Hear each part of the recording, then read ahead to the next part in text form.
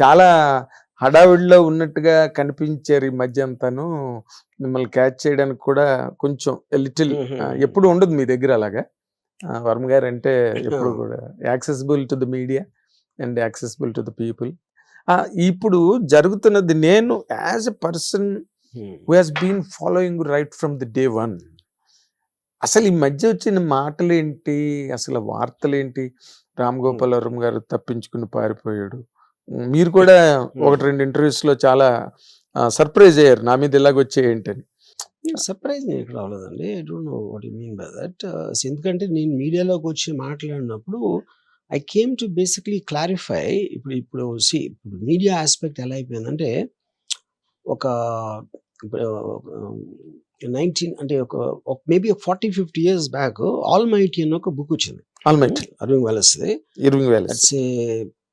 అంటే he propose a thing in the competition for news paper ఇండస్ట్రీలో. అప్పుడు అవునండి, ఒక జనాల్ని అట్రాక్ట్ చేయడానికి, నా పేపరే కొనేలా చేయడానికి ఉన్న ఒక ఆస్పెక్ట్లో ఈ thought of a story wear this news paper owner, అందరికీ అదే న్యూస్ వస్తాయి, అప్పుడు మన పేపర్ ఎందుకు అంటారు, మన పేపర్లోనే కొన్ని స్పెషల్ న్యూస్ వస్తేనే కదా దాని యూనిక్నెస్ ఉంటుంది అని చెప్పి వాడే న్యూస్ తయారు చేయడం మొదలెడతాడు.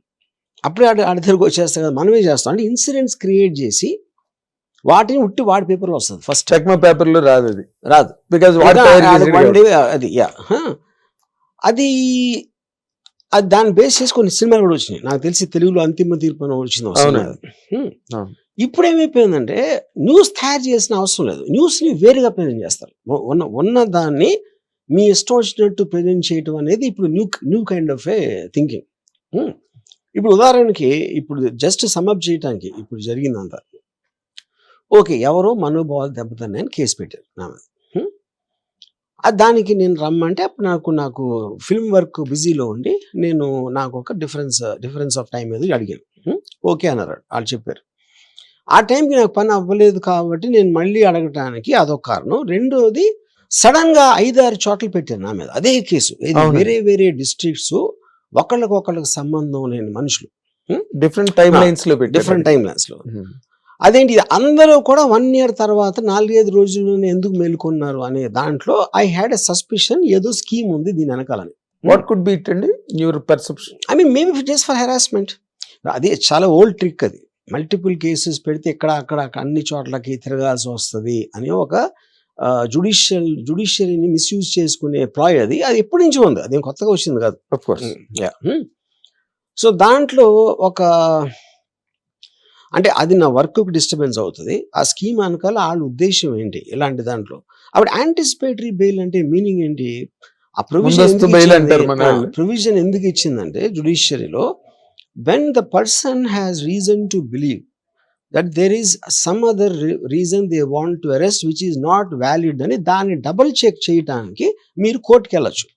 ఈ కారణాలతో నన్ను అరెస్ట్ చేయడానికి వాళ్ళు ప్రయత్నిస్తారు నా అనుమానం వాళ్ళు కరెక్ట్ అనుకుంటే ఇస్తారు, లేదు అనుకుంటే ఇవ్వరు. That is eventually the decision of the judiciary. అప్పుడు యాంటిసిపేటరీ బెయిల్ పెండింగ్ లో ఉన్నప్పుడు అరెస్ట్ అవ్వకుండా ఉండటానికి I might want to not in touch with the people. అది కారణం. నేను ఇది మీ ఇందాక అడిగారు కదా, వై యూఆర్ నాట్ అవైలబుల్ అని చెప్పడానికి, దట్ ఈస్ వన్ రీజన్.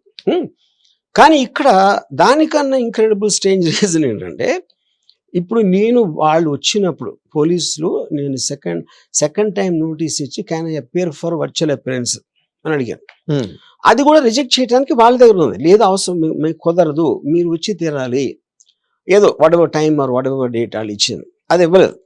ఇవ్వకుండా నేను అడిగిన దానికి నోటీస్కి రిప్లై ఇవ్వకుండా వాళ్ళు వచ్చారు, ఎవరు పోలీసులు. ఇది 25th ఎప్పుడు అరగంటలో. అప్పుడు నేను లేను. దాని తర్వాత 2 hours తర్వాత వాళ్ళు వెళ్ళిపోయారు. వాళ్ళు వెళ్ళిపోయిన తర్వాత నేను వచ్చాను. నేను అక్కడి నుంచి ఇక్కడ ఉన్నా మొత్తం, అంటే ఇక్కడంటే నా పనులు చేసుకుంటున్నా బై రెగ్యులర్ వర్క్. వాళ్ళు నాతో కమ్యూనికేట్ చేయటం కానీ, మన పీపుల్తో కమ్యూనికేట్ చేయటం కానీ, మీడియాలో ఎక్కడైనా రామ్ గోపాల్ మీద అరెస్ట్ వారెంట్ ఉందని చెప్పలేదు, రామ్ గోపాల్ వర్మ మేము ఎత్తుకుతున్నామని చెప్పలేదు. వీళ్ళు మొత్తం టీవీ ఛానల్స్ అన్ని వాళ్ళు థంబ్నెయిల్స్ పెట్టి మొదలెట్టారు. జల్లెడ పడుతున్న పోలీసులు, రామ్ గోపాల్ వర్మ ఇవన్నీ. So this is what in a what do you call brief understanding of the events which happened. Yeah. Which happened.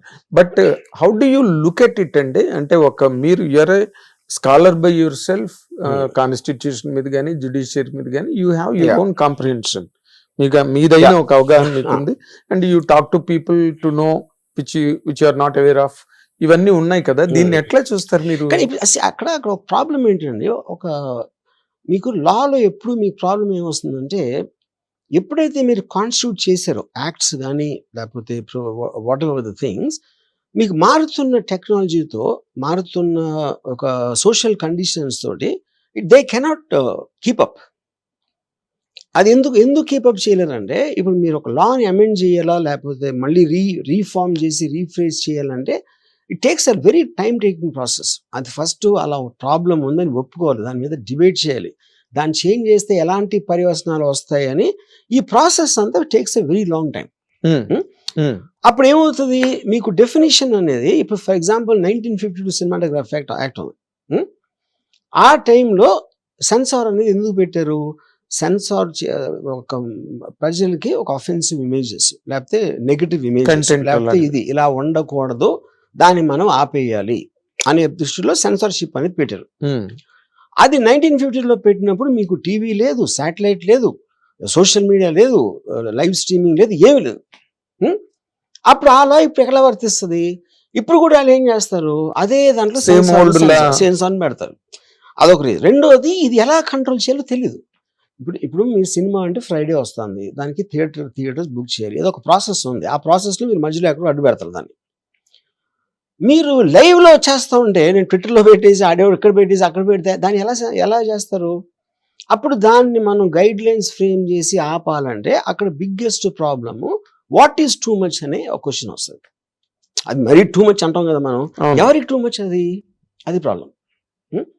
ఎవరికి ఆ టూ మచ్ అనేది ఎవరు నిర్ణయిస్తారు, ఆ మెజర్మెంట్ ఎలా చేస్తారు, దానికి సరిపడే లా ఎలా చేస్తారు అనేది వేగ్, వెరీ వేగ్. ఇప్పుడు మీకు సినిమా ఇండస్ట్రీ సినిమాల్లో కూడా ఇప్పటికి కూడా it should not be offensive అండి. ఏది అఫెన్సివ్ అని ఎలా చెప్తారు?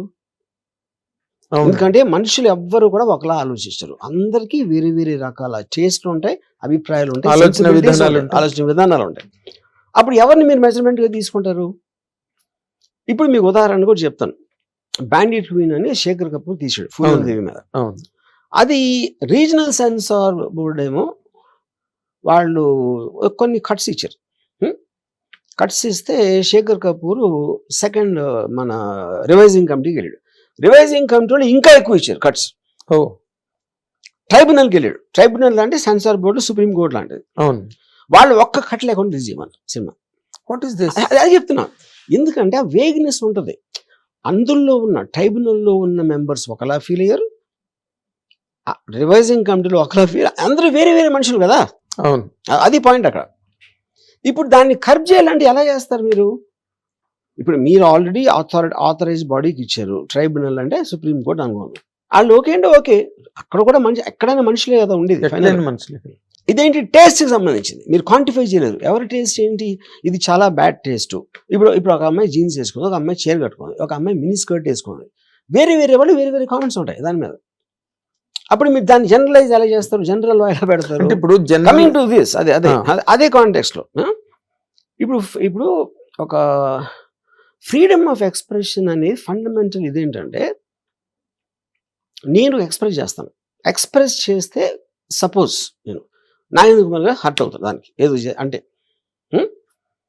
మీరు అఫెండ్ అవుతారు. మీరు అఫెండ్ అయితేనే కదా నాకు ఫ్రీడమ్ కావాలి, మీరు అఫెండ్ అవ్వకపోతే ఫ్రీడమ్ ఎందుకు అసలు? అది పాయింట్.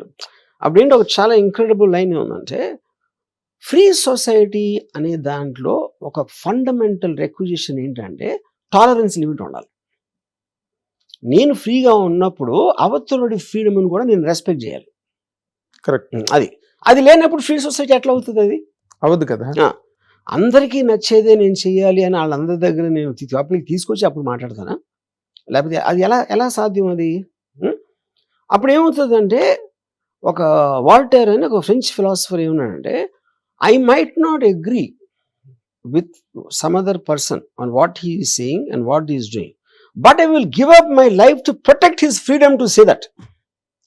ఎందుకంటే నేను వాడి ఫ్రీడమ్ని ఒప్పుకున్నప్పుడే నాకు కూడా ఫ్రీడమ్ ఉంటుంది. ఉన్నట్టు. That is the fundamental Tenet of democratic కాన్సెప్ట్లో ఫ్రీడమ్ ఆఫ్ ఎక్స్ప్రెషన్. ఇప్పుడు ఈ కేసులో ఏమవుతుంది, ఇప్పుడు నేను ఒక ట్వీట్ పెట్టాను అని చెప్తున్నారు. నేను రోజుకి 10-15 పెడతాను, ఏదేదో విషయాల మీద పెడతాను. 1 year బ్యాక్ పెట్టుండి ఈ లోపల 1000 పెట్టి ఉంటాను. ఆ పర్టిక్యులర్ ట్వీట్స్ నాకు గుర్తులేదు, కానీ ఆ ట్వీట్లో ఉన్న కంటెంట్ నేను కండెమ్ చేయట్లా. అరే ఇలాంటి ట్వీట్ నేను పెట్టలేదు అంటలా. ఎందుకంటే మొత్తం మీకు ఇప్పుడు సోషల్ మీడియాలో అలాంటి రోజుకి 100 వస్తాయి. ఇప్పుడు నేను నా కేసు స్టార్ట్ అయిన తర్వాత నా మీద వచ్చి ఉంటాయి ఒక 100 మీమ్స్ వచ్చి ఉంటాయి అలాంటి. ఏది నాకు పంపించినాయి నేను చెప్పేది, ఇంకా నాకు తెలియని ఉండొచ్చు. కరెక్ట్. సో అప్పుడు 19(1)లో ఏమంటుందంటే, you can express your freedom in any manner through talk, through picture, through cartoon, through text, ఏదో వాట్ ఎవర్ మేనర్. దాంట్లో ఉన్న రిస్ట్రిక్షన్స్ 2లో ఏముంటుందంటే, అది if it is causing something to somebody, ఒక డిస్రప్షన్కి క్వాంటిటీ ఉండాలి. నా మనోభావం దెబ్బతింది అంటానికి, మనోభావం దెబ్బతింటం వలన ఇది జరిగింది, there has to be an act for that. ఇప్పుడు ఆ ట్వీట్ నేను 1 year బ్యాక్ పెట్టినందుకు ఎవరైనా కొట్టుకున్నారా, ఎవరైనా కొట్టారా, లేకపోతే ఒక ఫిజికల్ డిస్ట్రక్షన్ అనేది జరగనప్పుడు కేవలం నా మనోభావం దెబ్బతింది అనే దాంట్లో మీరు if you are applying sections like that, అది absolutely I mean it is not cannot be done like that.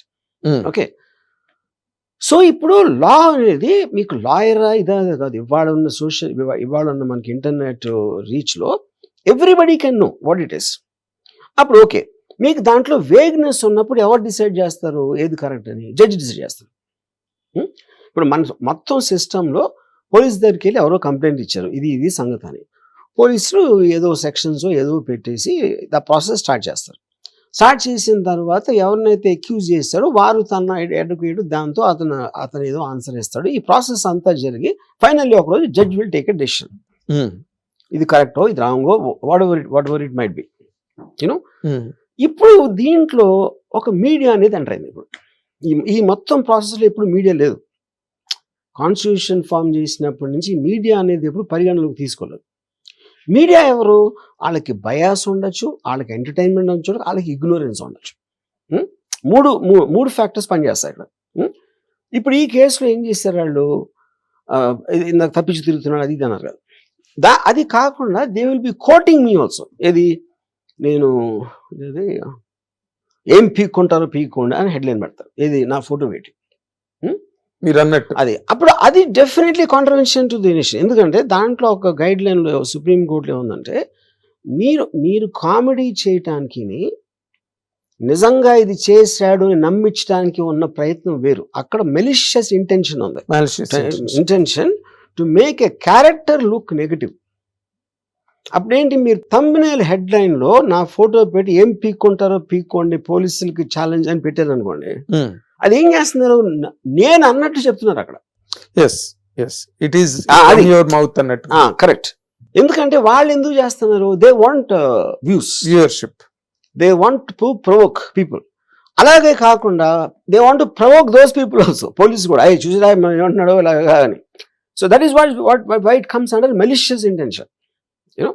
Okay, so ఇప్పుడు అది స్ట్రైట్ కేస్ ఆఫ్ ఏమంటారు దాన్ని, దాని మీద నేను కేసు పెడితే అది చాలా సీరియస్ అవుతుంది. నేను పెట్టింది ఏంటి,